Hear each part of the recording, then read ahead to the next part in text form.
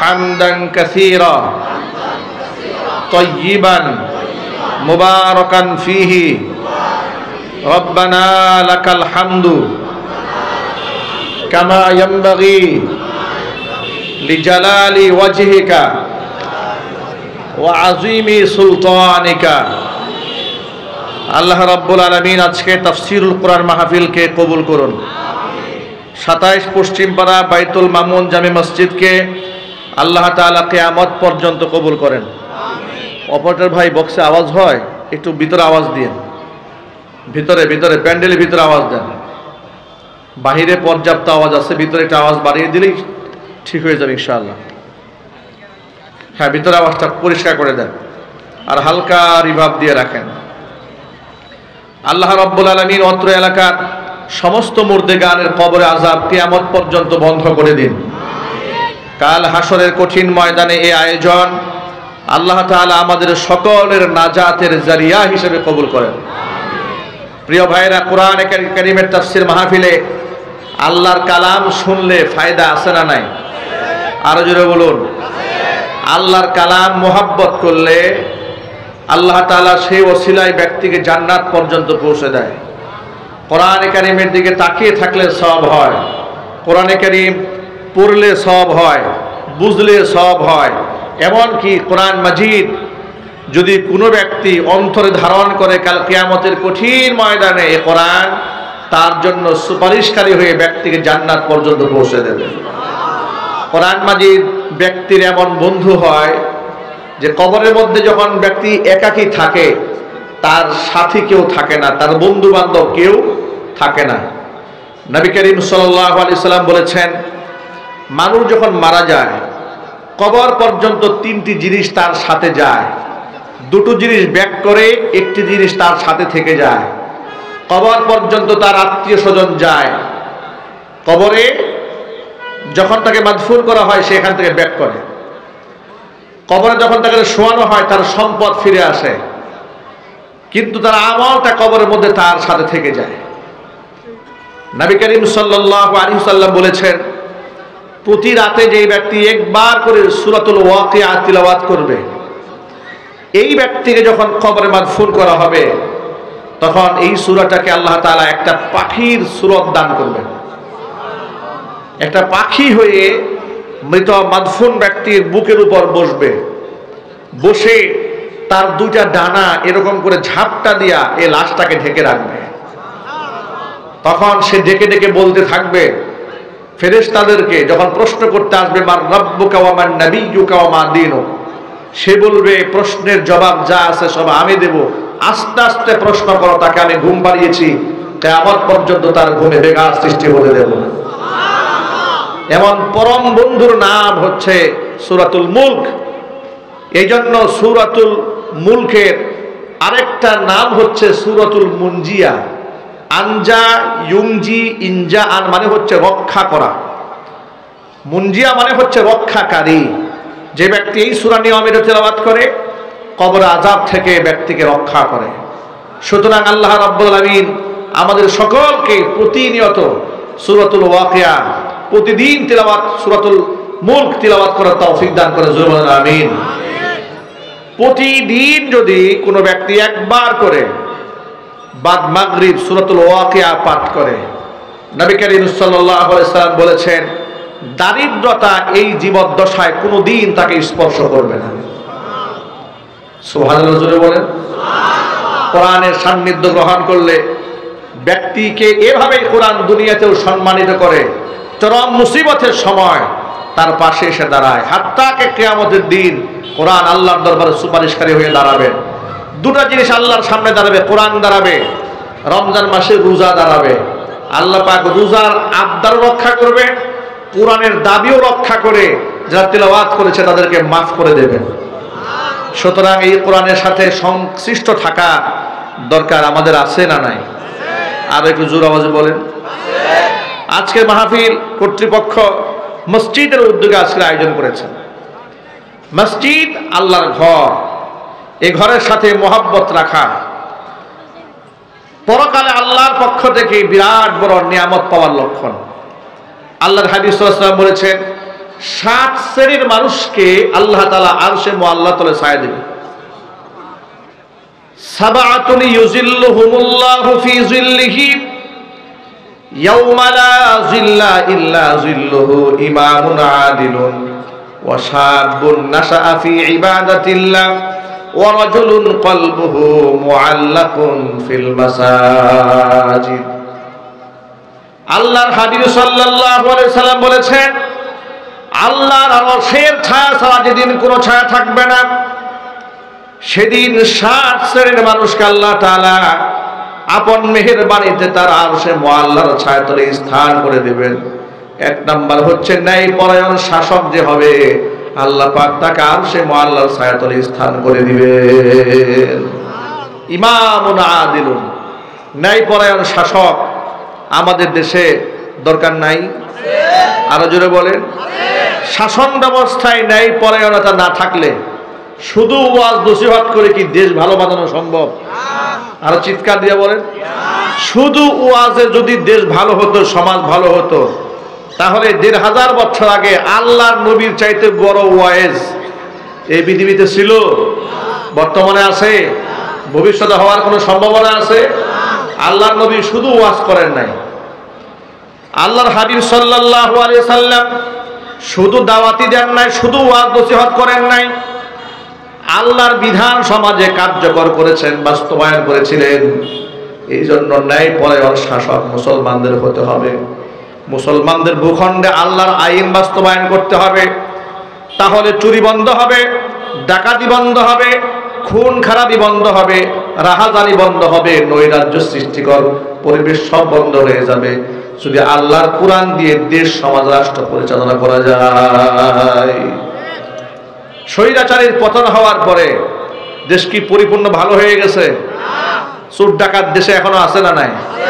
ইদানিং ডাকাতের হাঙ্গামা এটা দিন দিন খুব বাড়তেছে, প্রপাগান্ডা খুব বেড়েছে।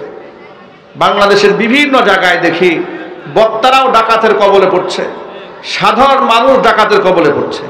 কয়েকদিন আগে দেখেছি এই টঙ্গী এলাকাতে দিনের বেলায় ফ্লাইওভারের উপরে এক পথিককে অস্ত্রধারী ছিনতাইকারী তার উপর হামলা করেছে। কিছুদিন আগে দেখেছেন যে এই পথেই বাংলাদেশের একজন আলোচিত বক্তা যাচ্ছিলেন ওয়াজ করে শেষ রাতের দিকে, তাকে পুরা গাড়িটা ভেঙে টুকরা টুকরা করে দিয়েছে, ক্ষতবিক্ষত করে দিয়েছে। মাত্র 3-4 দিন আগের ঘটনা। উত্তরবঙ্গে আমাদের একটি মাহফিল ছিল, আমরা যমুনা ব্রিজ পার হয়ে সিরাজগঞ্জে গিয়েছিলাম প্রোগ্রামে।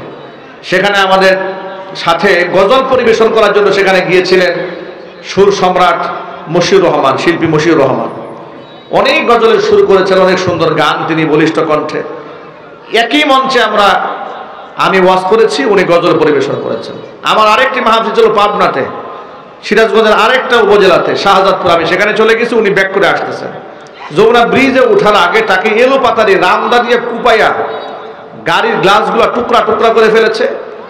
গ্লাসগুলা ভেঙে তার শরীরের মধ্যে বিদ্ধ হয়েছে, পা কেটে গেছে, শরীর ক্ষতবিক্ষত হয়েছে, রক্তাক্ত হয়ে গিয়েছে। ডাকাত এত বাড়া বেড়েছে। বিশেষ করে দেশ যখন জুলাই আগস্টের বিপ্লবে স্বাধীন হলো, 3-4 দিন তো রাত জেগে গোটা দেশের মানুষকে পাহারাদারি করতে হয়েছে। কথা বলতে হবে, ঠিক কিনা বলেন? মসজিদের মাইকে ডাকাত এসেছে বলে অ্যানাউন্স করা হয়েছে, মানুষকে যা করে থাকতে হয়েছে। এই যে সমাজে ডাকাতের প্রপাগান্ডা বেড়েছে, চুরি বেড়েছে, ছিনতাই বেড়েছে, ধর্ষণ বেড়েছে, খুন খারাপি বেড়েছে, রাহাজানি বেড়েছে, এগুলা যদি মুক্ত করতে হয়, এগুলা যদি সমাজ থেকে বিলুপ্তি ঘটাতে হয়, শুধু ওয়াজ করে সম্ভব হবে? আরো জোরে বলেন। শুধু ওয়াজ করে হবে না। আল্লাহর নবী সাল্লাল্লাহু আলাইহি ওয়াসাল্লাম তার চাইতে বড় ওয়াইজ, তার চাইতে বড় বক্তা দুনিয়াতে আর আসবে না। কোরআন মাজিদ আল্লাহ পাক তাকে দায়ী বলেছেন, মুবাশশির বলেছেন, নাযীর বলেছেন। ইয়া আইয়ুহান নাবিয়্যু ইন্না আরসালনাকা শাহিদাও ওয়া মুবাশশিরাও ওয়া নাযীরা ওয়া দাঈয়ান ইলাল্লাহি বিইذনিহি ওয়া সিরাজাম মুনীরা। আল্লাহ পাক তার নবীকে দায়ী বলেছেন। সেই দায়ী নবী যখন রাষ্ট্রপ্রধান হয়েছেন, খেলাফতের কায়েম করেছেন, খেলাফত কায়েম করার পরে চুরি ডাকাতি বন্ধ করে দেওয়ার জন্য আল্লাহর আইন সমাজের মধ্যে কার্যকর করেছেন। কোরআন মাজিদের মধ্যে আয়াত আছে, আল্লাহ বললেন ওয়াস-সারিকু ওয়াস-সারিকাতু ফাকাতউ আইদিয়াহুমা জাযাআন বিমা কাসাবা নাকালাম মিনাল্লাহ। চোর নারী হোক আর পুরুষ হোক, যদি প্রমাণ সাপেক্ষে ধরা পড়ে হাত কেটে দাও। বিধানটা দিয়েছেন কে?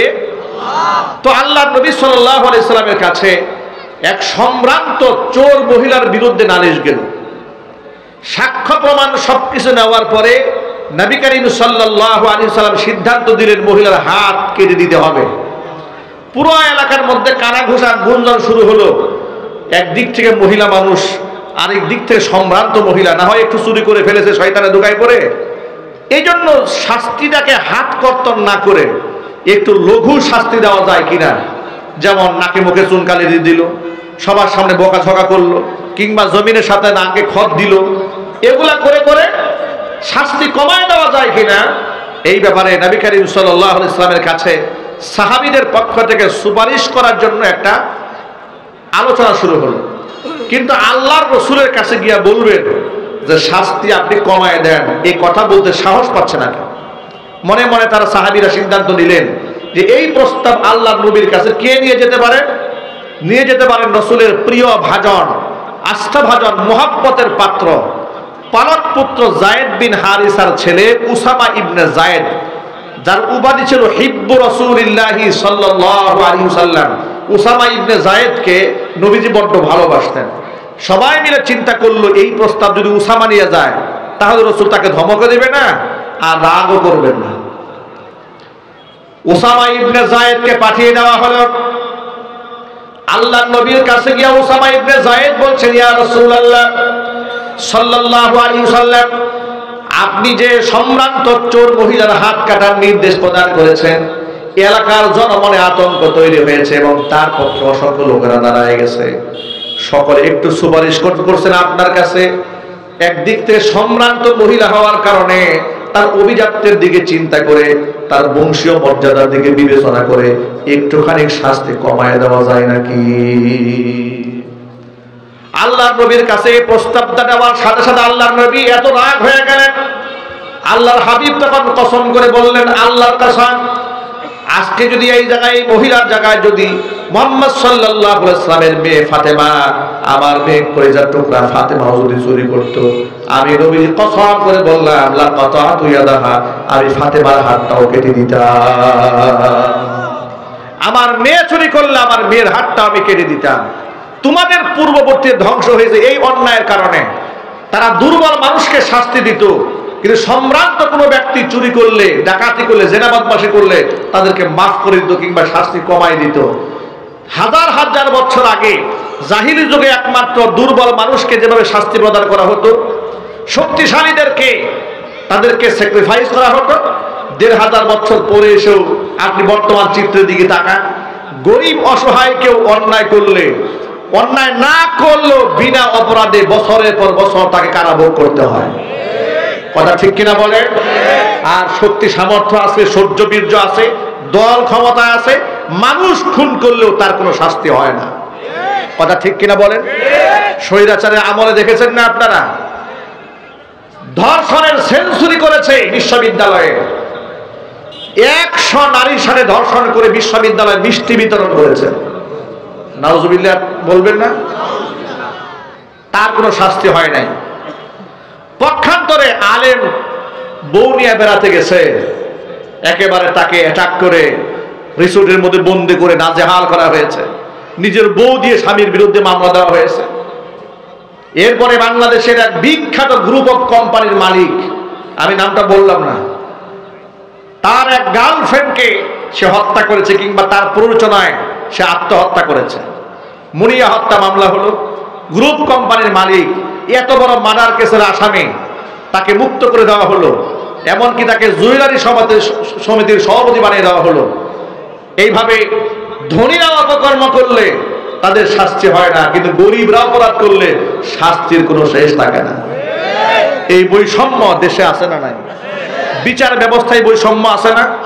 রাজনীতির মাঠে বৈষম্য আছে না, সামাজিক অঙ্গনে বৈষম্য আছে না? সবচাইতে বড় বৈষম্যের শিকার এই বাংলাদেশে সংখ্যাগরিষ্ঠ মুসলমান হওয়ার পরেও এই মুসলমানরাই এই দেশে সবচেয়ে বড় বৈষম্যের শিকার হয়েছে। আপনারা ইতিহাস স্মরণ করাই দেই, ঢাকা ইউনিভার্সিটি নবাব সলিমুল্লাহ দানের জায়গায় ইউনিভার্সিটি। এই বিশ্ববিদ্যালয়ে যদি মাদ্রাসা ব্যাকগ্রাউন্ডের কোনো ছেলে ভর্তি হতে গিয়েছে, তাকে ইংরেজি সাবজেক্টে পড়তে দেওয়া হয়নি। তাকে সে অনার্স মাস্টার্স করবে, ইংরেজি দেওয়া হবে না। সায়েন্স ডিপার্টমেন্টে সে পড়তে পারবে না। কি করা হবে? ও তোমার ব্যাকগ্রাউন্ড মাদ্রাসা থেকে এসছো, তুমি এখানে রাজনীতি পলিটিক্যাল সায়েন্সে পড়াশোনা করতে পারবে না। কেন? কারণ মাদ্রাসা ব্যাকগ্রাউন্ড আছে। ও যদি পলিটিক্যাল সায়েন্স নিয়ে অনার্স মাস্টার কমপ্লিট করে বের হয়ে আসে, সে তো মুসলিম রাজনীতিবিদ হবে। ঠিক কিনা বলেন? তাহলে মুসলিম রাজনীতিবিদ হয়ে গেলে ওরা যে রাজনীতির মাঠ থেকে ইসলামকে বাদ দিতে চায়, এই স্বপ্ন তো পূরণ হবে না। ভারতের দাদা বাবা নারাজ হয়ে যাবে। ওরা তো চায় দেশের মানুষ ওদের দাসত্ব করুক, ওদের গোলামি করুক। এই জন্য সুকৌশলে মাদ্রাসা ব্যাকগ্রাউন্ড থাকলে ভালো একটা সাবজেক্ট নিয়ে ছাত্রদেরকে পড়াশোনা পর্যন্ত করতে দেওয়া হয় নাই। এমনকি বিশ্ববিদ্যালয় চত্বরে পূজা হয়েছে, বাংলাদেশের অসংখ্য কলেজের সামনে সেখানে পূজা উৎসব হয়েছে, কিন্তু মাহফিল করতে দেওয়া হয় নাই। হাতটাকে বিশ্ববিদ্যালয় কর্তৃপক্ষ গত বছর কোরআন তেলাওয়াত করার অপরাধে ঢাকা বিশ্ববিদ্যালয়ের ভিসি সাধারণ শিক্ষার্থীদেরকে শোকজ করেছিল। কেন? তারা কোরআন শরীফ পড়েছে। রমজান মাসে ইফতার পার্টি করতে দেয় নাই, কিন্তু হোলি খেলা ঠিকই হয়েছে। রমজান মাসে সিরাত প্রোগ্রাম করতে দেয় নাই, কিন্তু সেখানে শিখ সম্প্রদায়ের তলোয়ার নিয়ে রাস্তাঘাটে মিছিল হয়েছে। এর মানে বিধর্মীরা, মুশরিকারা সব করতে পেরেছে, কিন্তু সংখ্যাগরিষ্ঠ মুসলমানেরা তাদের ধর্মীয় স্বাধীনতা পায় নাই। কথা বলেন ঠিক কিনা? এই বৈষম্যের শিকার মুসলমানরা বছরের পর বছর হয়েছে, যুগের পর যুগ হয়েছে। সময় এসেছে বৈষম্য ভেঙে দেওয়া।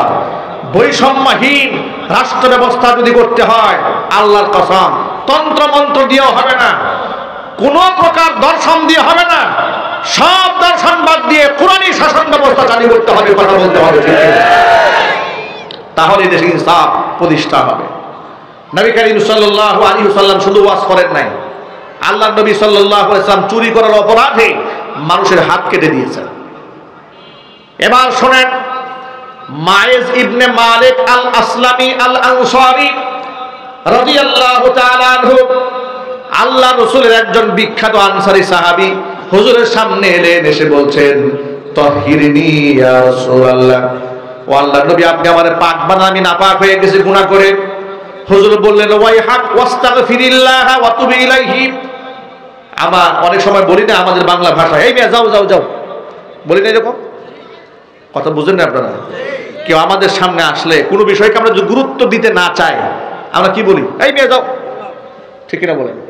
এই যে বাংলায় যে বলি এই মেয়ে যাও, এটার আরবি হচ্ছে ওয়াইহাক, যাও মেয়ে এখান থেকে। ওয়াস্তাগফিরিল্লাহ ওয়া তুব ইলাইহি, তুমি গুনাহ করেছো তো আল্লাহর কাছে মাগফিরাত কামনা করো, আল্লাহর কাছে তওবা করো। লোকটা চলে গেছে। আবার তিনি পরের দিন আসলেন, এসে বললেন, তাহিরনি ইয়া রাসূলুল্লাহ, আল্লাহর নবী, আমি তো গুনাহ করে আমার দেহটাকে নাপাক বানিয়ে ফেলেছি, আপনি আমাকে পাক বানিয়ে দেন। নবীজি সাল্লাল্লাহু আলাইহি ওয়াসাল্লাম দ্বিতীয় দিন তিনি একই কথা বললেন, ওয়াইহাক ওয়াস্তাগফিরিল্লাহ ওয়া তুব ইলাইহি, চলে যাও, ইস্তেগফার করো, তওবা করো আল্লাহর কাছে, আল্লাহ ক্ষমা করে দিবেন। চলে গেলেন। তৃতীয় দিন তিনি আবার এসে বলছেন, তাহিরনি ইয়া রাসূলুল্লাহ, হে আল্লাহর নবী, আপনি আমাকে পাক বানান, আমি গুনাহ করে নাপাক হয়ে গেছি। এবার নবীজি জিজ্ঞেস করলেন, ফিমা উতাহিরুকা, কি গুনাহ করেছো? এমন কোন গুনাহ করলেন? তিনটা দিন তোমাকে তওবা করতে বললাম, কিন্তু তুমি তওবা করো না। আমার কাছে বারবার বলো আমাকে পাক বানান, পাক বানান। কোন অপরাধ থেকে তোমাকে আমি পাক বানাবো? কি গুনাহ করেছো? মাইজ ইবনে মালিক বলেন, মিনাজ জিনা ইয়া রাসূলুল্লাহ, আমি তো ব্যভিচার করে ফেলেছি, আমি বিবাহিত পুরুষ হয়ে আমি অন্যায় করে ফেলেছি, আমার শাস্তি কি সেটাও আমি জানি। দুনিয়াতে আমি শাস্তি ভোগ করতে চাই, কিন্তু জাহান্নামের আগুনে পড়তে চাই না। আল্লাহর নবী যেহেতু এখন বিচারকের আদালতে আছেন, তিনি বিচারকের অবস্থানে আছেন, নবীজি সাল্লাল্লাহু আলাইহি ওয়াসাল্লাম তার বিষয়টাকে ভালো করে যাচাই বাছাই করার জন্য এলাকার মধ্যে তিনি গোয়েন্দা পাঠালেন। সাহাবায়ে কেরাম সেখানে গেলেন। তথ্য তালাশ করলেন। রাসূল জিজ্ঞেস করলেন, এলাকাবাসীকে জিজ্ঞেস করবা, আবিহি জুনুন আম শারিবাল খামরা, তার মধ্যে পাগলামি আছে নাকি সে মাদক পান করেছে? একটু খোঁজ খবর নিয়ে দেখো তো। নিজের মৃত্যু নিজে কামনা করে এত ভয়ঙ্কর শাস্তি গ্রহণ করতে চায়, তার মধ্যে কি পাগলামি টাগলামি আছে নাকি মদ্যপান করেছে? একটু খোঁজ খবর নিয়ে দেখো। এলাকার মধ্যে তারা সাহাবায়ে কেরামের টিম চলে গেল। মাইজ ইবনে মালিক সম্পর্কে সকলের কাছে জিজ্ঞেস করলো, সবাই বলে যে না, তার মধ্যে পাগলামিও নাই আর সে মদও পান করে না। সাহাবায়ে কেরাম এই রিপোর্ট রাসূলের কাছে এসে জমা দিলেন। আল্লাহর নবী সর্বশেষ নিশ্চিত হওয়ার জন্য এবার সাহাবীদেরকে বললেন, তোমরা মাইজের মুখের মধ্যে নাক লাগায়া চেক করো, মুখের মধ্যে মদের কোনো দুর্গন্ধ আছে নাকি। একটু জোরে কোন আল্লাহু আকবার। ইসলামের বিচার ব্যবস্থা কতটা স্বচ্ছ। অপরাধী নিজে স্বীকার করছে আমি অপরাধ করেছি, এরপরেও আল্লাহর নবী সেখানে রায় ঘোষণা করছেন না, এটাকে সর্বশেষ পর্যন্ত যাচাই বাছাই করতেছে। আর আমাদের দেশের বিচার ব্যবস্থা কি হয়েছে দেখেন। বিডিআর বিদ্রোহের নামে নিরপরাধ মানুষকে 16 বছর 17 বছর জেলখানায় আটকায় রেখেছে। 17 বছর পরে আদালত বলল বেকসুর খালাস, আপনার কোনো গুনাহ নাই। নাউজুবিল্লাহ বলবেন না? একটু জোরে বলেন। আচ্ছা আপনারা বলেন যে লোকটা গোটা জীবন থেকে 17টা বছর হারায় গেল। মেয়েরা বলছে আমার বয়স 17 বছর, 17 বছর আমার বাবাকে আমি দেখি নাই, আমি 17 বছর পরে বাবাকে দেখেছি। এক স্ত্রীর গল্প শুনলাম, গোটা এক দেশ এখন ভাইরাল। 14 দিন স্বামীর সাথে সংসার করেছে, বিবাহের পরে মাত্র 14 দিন স্বামী গ্রেফতার হয়ে গেল। 16 বছর পরে বের হয়ে এসে দেখে স্ত্রী নিজের ঘরে তার মা বাবাদেরকে নিয়ে অত্যন্ত সম্মানের সাথে ধৈর্যের সাথে 14 দিনের সংসারকে 16টা বছর স্বামীর আশায় কাটিয়ে দিয়েছে। আল্লাহু আকবার বলেন। এই মুহূর্তে কত স্ত্রীরা স্বামীদেরকে ছেড়ে চলে গেছে, আর কেমন ধৈর্যশীল একটি মা আমার এমন নারী গুড়া নারী জাতিকে সম্মানিত করেছে, ঠিক কিনা বলেন? আর বাবা বর্তমান সমাজ তো এমন নষ্ট পথভ্রষ্ট নারী আছে, নিজের স্বামীকে ঘরের মধ্যে রেখে অপদার্থ জাহান্নামী মহিলা রাস্তায় রাস্তায় পরকিয়া করে বেড়ায়। কথা ঠিক না ঠিক? আর সেই জায়গায় 16 বছর স্বামীর অপেক্ষায় আছে, পরকিয়া করে পালায় যায় নাই, প্রেম করে ভেগে যায় নাই, অবৈধ সম্পর্ক করে নাই। কত শরীয়তে তার হক ছিল, সে যদি চাইতো যে আমি এই না স্বামী থেকে ডিভোর্স চাই, তালাক চাই, তাহলে শরীয়ত তাকে পারমিট করে দিয়েছিল। সুবহানাল্লাহ। এখন আপনাদেরকে বলি, এই যে 16 বছর 17 বছর বিনা অপরাধে তারা জেল খাটলেন, যারা তাদেরকে 17 বছর আটকায় রাখলো, এদের কি শাস্তি হওয়া দরকার?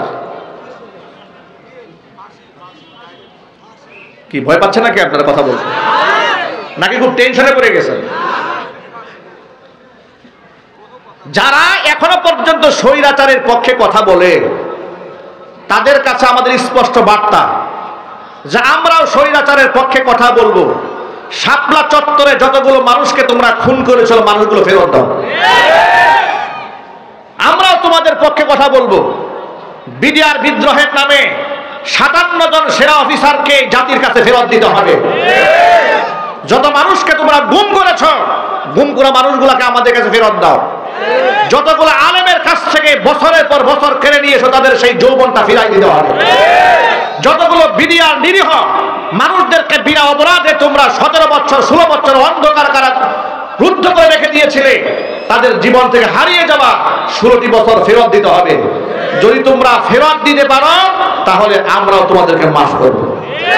ফেরত যদি দিতে না পারো, আমাদের জীবন থাকবে যতদিন, তোমাদের বিরুদ্ধে আমরা লড়ে যাবো ততদিন। আপনারা কি প্রস্তুত আছেন? কারা কারা প্রস্তুত? হাত দেখতে চাচ্ছি। নারায়ে তাকবীর, নারায়ে তাকবীর। আল কোরআনের আলো সংসদে জ্বালো, আল কোরআনের আলো। নারায়ে তাকবীর। আল্লাহর নবী সাল্লাল্লাহু আলাইহি ওয়াসাল্লাম তিনি হাকিম ছিলেন, বিচারক ছিলেন, কিন্তু আমাদের দেশের সাবেক বিচারপতি কালামানিকের মতো না, ঠিক কিনা বলেন? এই কালামানিক নিরীহ আলেমদেরকে ফাঁসি দেয় নাই? একটু জোরে বলেন না ভাই, দেয় নাই? দিয়েছে। আবার গর্বের সাথে বলেছে যে আমি অমুককে ফাঁসি দিয়েছি, গর্বের সাথে বলেছে। এই কালা মালিকের অবস্থা কি হলো দেখেন, কেমন জিল্লতির মালা গলায় দিতে হয়েছে। চোরের মতো পালিয়ে যেতে চেয়েছে রাতের বেলায়, ফকির মিসকিনের মতো মনে হয় এই মাত্র ফুটপাত থেকে ভিক্ষা করে আসছে, কলা পাতার মধ্যে শুয়ে আছে, আহারে জীবন ভিক্ষা চাচ্ছে। এই না তুমি শিক্ষিত মানুষ একটা দেশের বিচারপতি হয়ে এমন জিল্লতি দুনিয়াতে, তোমার আখিরাতটা হবে কি চিন্তা করে দেখো। এই পৃথিবীর ইতিহাস সাক্ষী, আলেমদের সাথে গাদ্দারি করেছে যারা, জুতার বাড়ি খেয়েছে তারা। স্পষ্ট বার্তা, আলেমদের সাথে বিয়াদবি করেছে যারা, জুতা পিটা খেয়েছে তারা। আগামীর ভবিষ্যতে কোন বিয়াদব আবার আলেমদের বিরুদ্ধে দাঁড়ালে এদেশের মানুষরা প্রস্তুত আছে। ঠিক কিনা যদি বলে? বিচার ব্যবস্থাগুলা ধ্বংস হয়ে গিয়েছে। আপনি চিন্তা করতে পারবেন না, স্বৈরাচারী বিচার ব্যবস্থাকে এমন ধ্বংস করেছিল, স্বৈরাচারী যা রায় দেবে বিচারক সেই রায় দেবে। কথা বলেন কেন? আমি প্রায় 3 বছর কোর্টে হাজিরা দিয়েছি। কয় বছর? জেল খেটেছি 22 দিন। হাসান সরকার আমার মামলার 7 নম্বর আসামি, আমি সেই মামলার 1 নম্বর আসামি। আমি কত বড় নেতা! মাহফিল থেকে তুলে নিয়ে মামলা দিয়েছে, ককটেলের মামলা। যাই হোক, ইতিহাস অনেক লম্বা, আপনারা অনেকেই জানেন। সে পুরানো ইতিহাস আমি টানতে চাই না। আমি যেটা বোঝাতে চাই সেটা হচ্ছে এই যে এই 2.5টা বছর আমার মাহফিল বন্ধ করে করে দৌড়ায় দৌড়ায় কোর্টে এসে হাজিরা দিতাম। 10 দিন 12 দিন পর পর ডেট দিত, 15 দিন পর পর হাজিরা। এক হাজিরা মিস করলে আমাদের বিরুদ্ধে ওয়ারেন্ট জারি হয়ে যায়, ভয় দেখাইতো। একবার তো এমন হয়েছে, ধারাবাহিক টানা 2 বছর হাজিরা দিলাম। হাজিরা দেওয়ার পর এখন আমাদেরকে আর লম্বা টাইম দেওয়া দরকার, ঠিক কিনা না? হঠাৎ করে 15 দিন পর পর হাজিরা দিচ্ছে।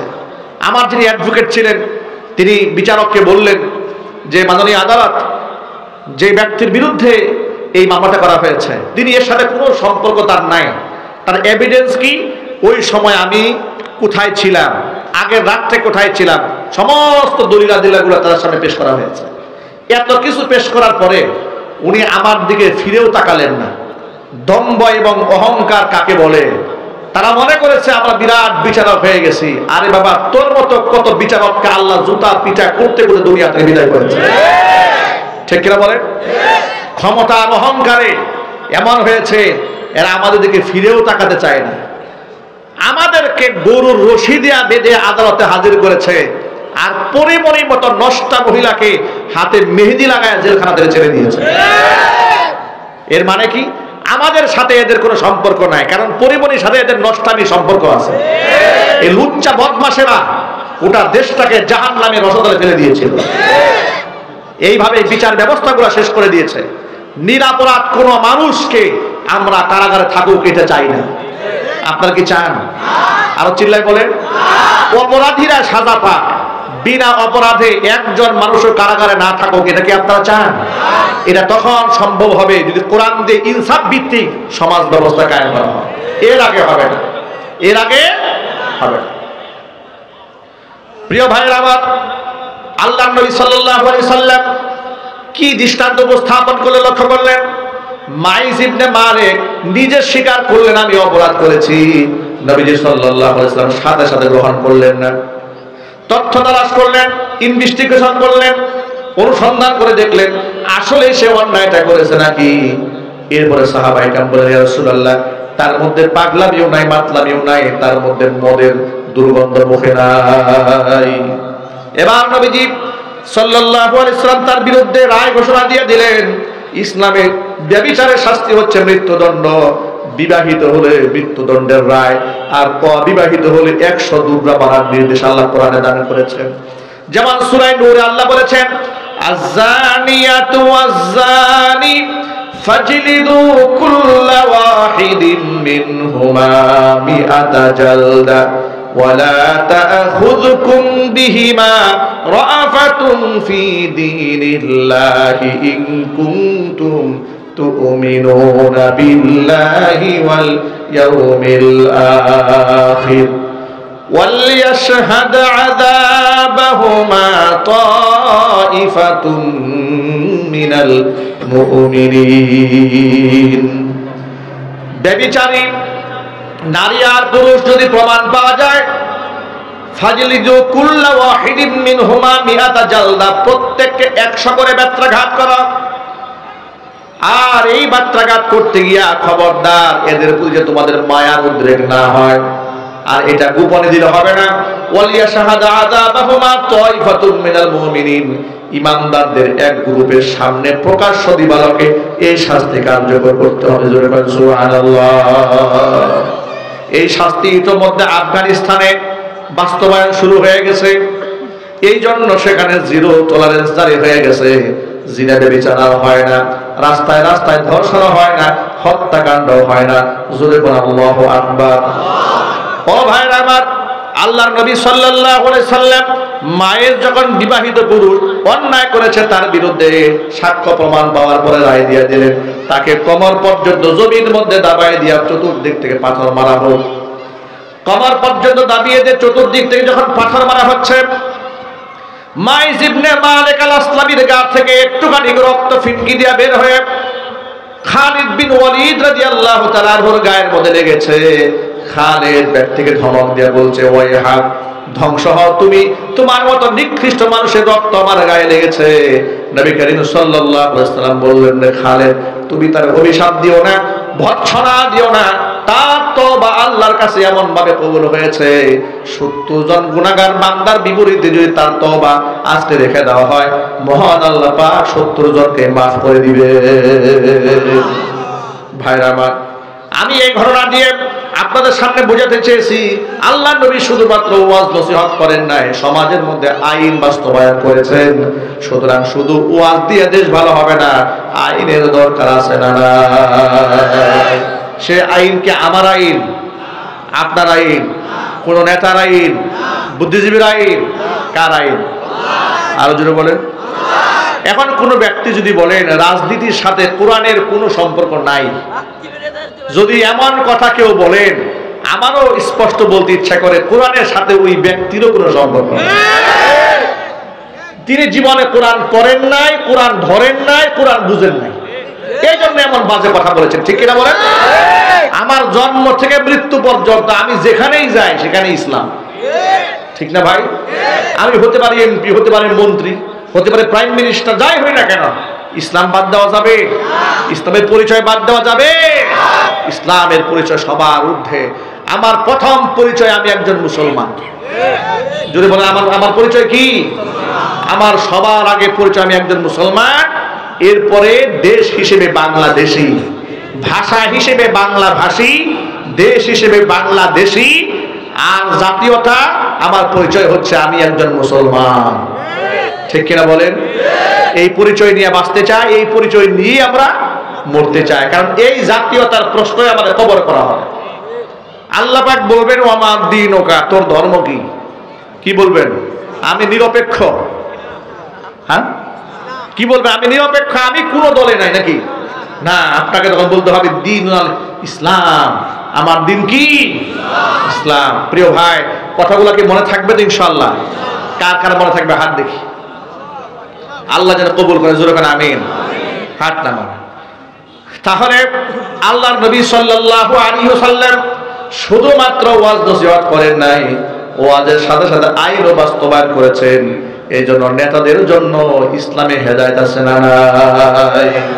কোরআন বলেছে 60 শ্রেণীর মানুষকে আল্লাহ তাআলা আরশের ছায়াতলে স্থান দেবে।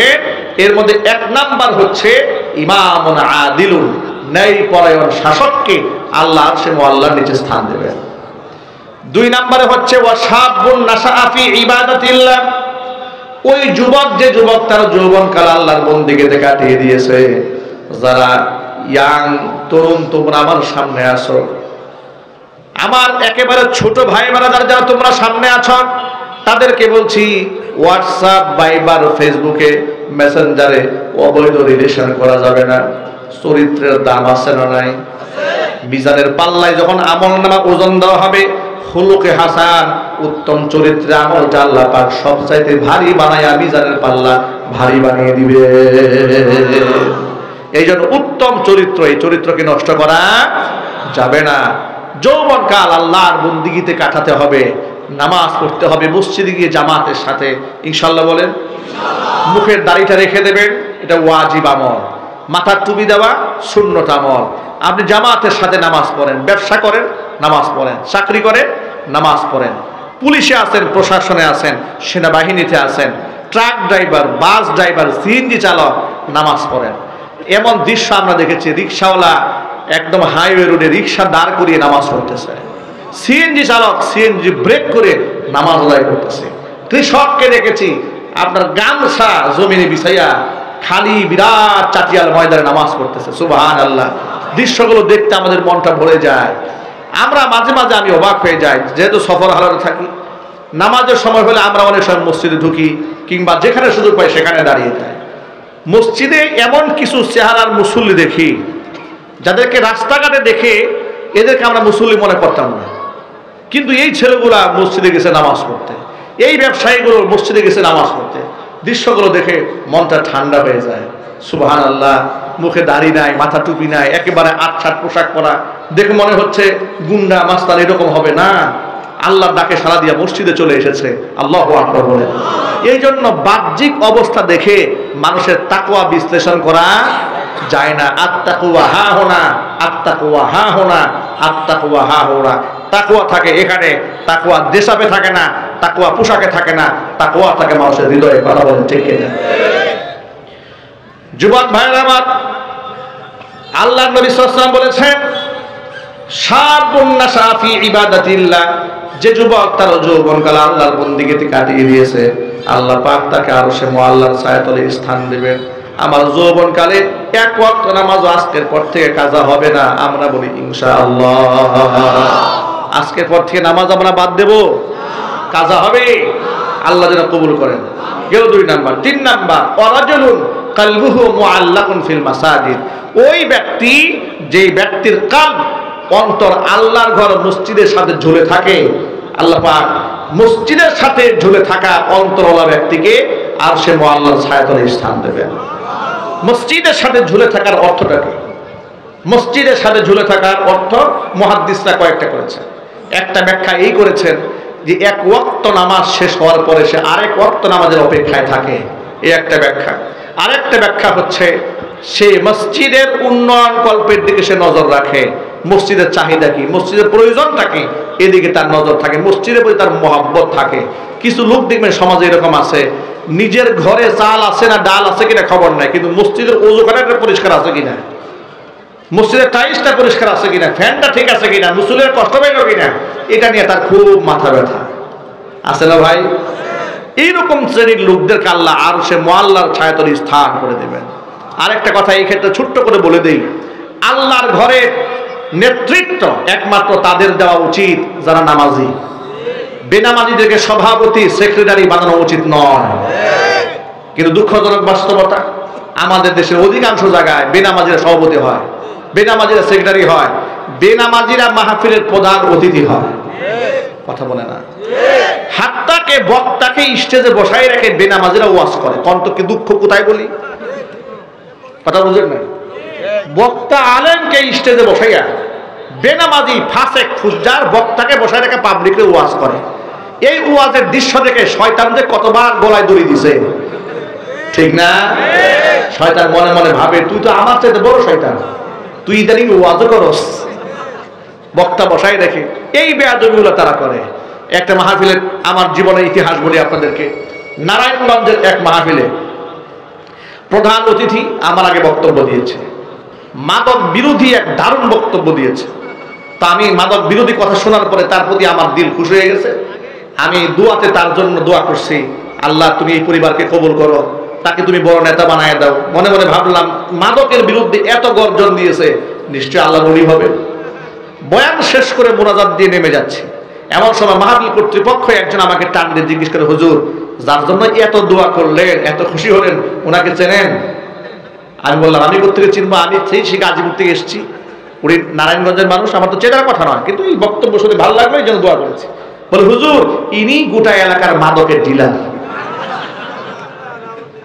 দেখছেন কি রূপরেখা, একটা গিরগিরি টাইপের।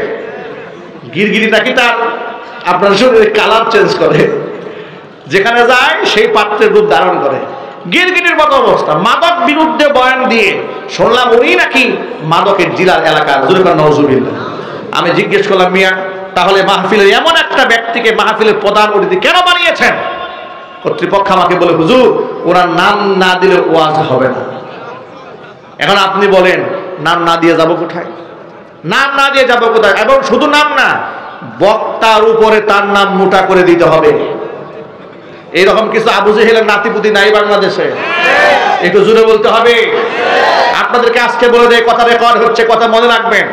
কোন ওয়াজের প্যান্ডেলে, ওয়াজের মাহফিলের পোস্টারে একজন আলেমের নামের উপর দিয়া কোন জালেমের নাম দেবেন না, যত বড় নেতা হোক না কেন।